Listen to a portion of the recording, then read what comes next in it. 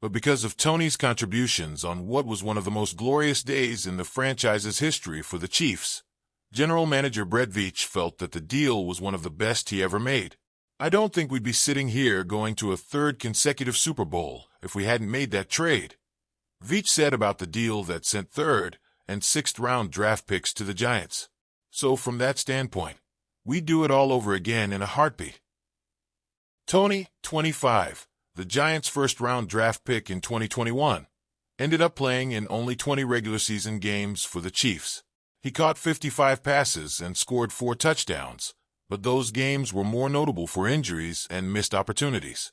Tony tore his meniscus while returning punts minutes into the first practice of last year's training camp, and though he returned for the start of the regular season, he was listed on the weekly injury report in 19 of the Chiefs' 21 games.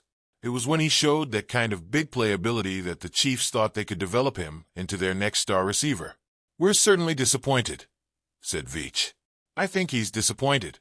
We really like the kid, and I know people have different opinions about Kadarius, but I know in this building, he's a bright kid. He's a smart kid. When you look back, some of these things are just bad luck with some of the injuries you can't control, like going out on the first day of training camp last year and tearing his meniscus. I mean, that was just unfortunate." But Veach also suggested that Tony's practice habits were a reason for his struggles with the Chiefs. Tony wasn't a consistent participant in the Chiefs' off-season workouts this year. "Sometimes, you can turn a little bit of bad luck into good luck just by doing some small things in the off-season to take care of your body," Veach said. "I think that's a process he's working on. It's certainly not for lack of talent. If he's able to improve a little bit on some of the off-season stuff and get his body right, I think he'll go out there and make a ton of plays for another team.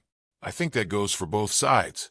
I'm sure there would be things he'd do differently in terms of just some of the off-season and other things and taking care of his body.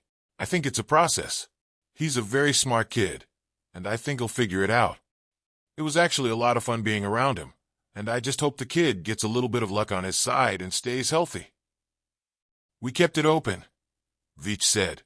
"We wanted the kid to really look at some different opportunities as well. I think the Jacksonville thing, and their relationship overseas, and what that brings to the table going overseas twice a year, I think that was probably something that interested him.